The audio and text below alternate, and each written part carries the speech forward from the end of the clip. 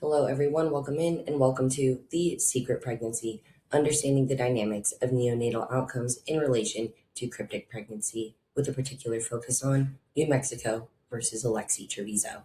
Denial, a defense mechanism in which an individual refuses to recognize or acknowledge objective facts or experiences. Neonaticide, the act of killing a baby in the first 24 hours of its life. Concealment, the process of disguising something or the condition of keeping something private. Cryptic pregnancy, when a pregnant person doesn't know that they're pregnant. At first glance, you can somewhat sense a connection between all of these things, and there is indeed a path between many of them.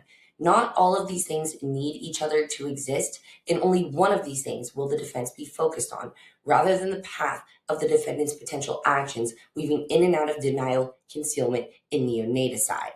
In my opinion, the defense will hope that they can keep this path contained around the idea of cryptic pregnancy for the jury's minds. It will be attempting to convince the jury that Alexee had a cryptic pregnancy and had no idea that she was pregnant. This is a very dangerous case and strategy to have in trial, in my opinion, because if the defense is unable to contain the path around the idea of cryptic pregnancy and it breaks open and affords the jury the ability to instead make a connection from denial and concealment to neonaticide, then it is a surefire path, in my opinion, to that X marks the spot guilty verdict. This is indeed the issues that will be argued at trial. And we only have one question when we try and break down the truth in this case. How many cryptic pregnancies end in neonaticide?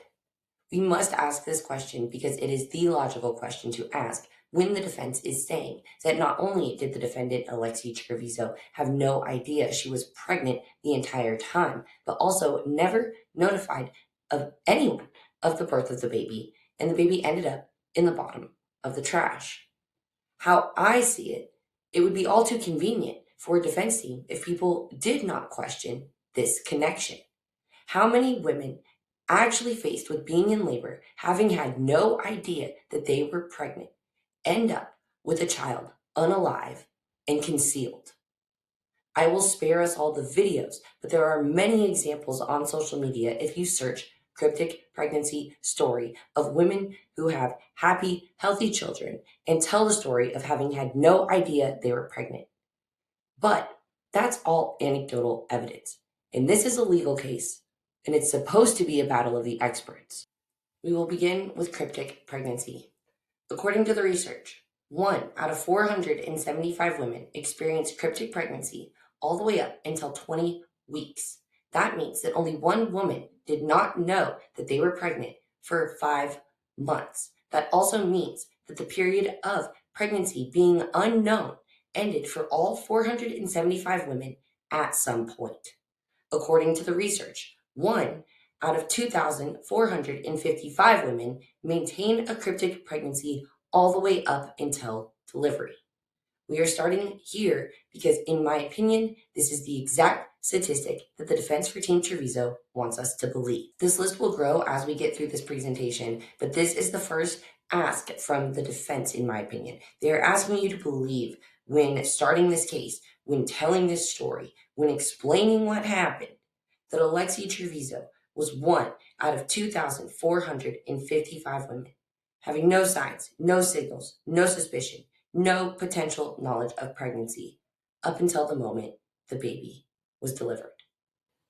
Now we get to the heart of the question, which is, should we choose to accept the defense's idea that this was a cryptic pregnancy, unknown until the moment of birth? How many cryptic pregnancies result in neonaticide? I've given us 2 separate charts to work with to be as gracious to the defense in this case as possible. So this first graph shows the highest estimated number of cryptic pregnancies and the lowest estimated number of neonaticide outcomes from the projections. And the second graph shows the lowest estimated number of cryptic pregnancies with the highest estimated number of neonaticides. Now, based on the spread of numbers, it would potentially be fair to say that 7 to 8.6% of cryptic pregnancies end in neonaticide. But this still leaves me with a glaring question. How do you know if it is a cryptic pregnancy or a denial of pregnancy? Remember, denial is a defense mechanism in which an individual refuses to recognize or acknowledge objective facts or experiences.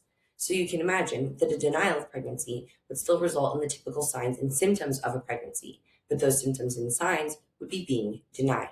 Whereas in a cryptic pregnancy, a person doesn't know they are pregnant, and based on some of the accounts I have seen, things seem to remain status quo. They may not have body changes, may not have baby bumps, may not present with the typical things that would cause any woman to question if they were pregnant or not. And one could say it would be very convenient for someone who denied their pregnancy to attempt to claim that they had a cryptic pregnancy. In a study of 42 neonaticide cases from the United States, we see that 73.8% of women who committed neonaticide concealed the pregnancy or birth, while 26.2% of the women who committed neonaticide denied their pregnancy to others. With this new information, let's update the list of what the defense is asking us to believe in this case. In my opinion, they're not only asking us to believe that Alexee Trevizo was one out of 2,455 women that experienced cryptic pregnancy all the way up until delivery, with no signs, no signals, no suspicions, up until that final moment. Now they would also be asking us to believe that despite allegedly exhibiting both traits found in the 42 neonaticide cases, concealing a pregnancy or birth and denying it to others, that this was still just a cryptic pregnancy and a stillbirth, not requiring medical attention or notice. We have used a general definition of denial up until this point, but now we must properly define the types of denial of pregnancy. There are indeed 3 different types, and we will be ignoring psychotic denial at the bottom because in this case, in my opinion, and based on how the defense has acted thus far, they do not even believe that there was any psychosis or psychotic nature. Otherwise, the defenses, I believe, would be coming off very differently. So with that, we must look at the 2 different types of denial, and I am not going to say which type of denial I believe that this case may or may not fall under, because I would like you to make your own decisions on this. And I think it is obvious that there's 2 different types of denial, right? To sum them up, one is you're aware that the thing that you deny exists or has happened, but you deny it. And then the other is someone so in denial that they are not fully aware. So here are the exact definitions for you to come to your own conclusion as to what you believe may or may not have been being experienced by Alexee Trevizo. Affective denial: when a woman acknowledges intellectually that she is pregnant but experiences very few or none of the accompanying emotional or behavioral changes associated with feelings of detachment from the infant. Or pervasive denial: when not only the emotional significance but the very existence of the pregnancy is kept from awareness. Weight gain, loss of pregnancy, breast changes may or may not be present or may be misconstrued. Even labor pains may be misinterpreted. Partners and families may also fail to notice pregnancies, and there's a collective response of denial among those around the woman. So now you know what I believe that the defense wants you to think, and you've seen all the numbers, the stats, the figures, the definitions. There's only one question left. What do you believe when you see the facts in this case? When you see Alexee Trevizo run down that hospital hallway to the bathroom?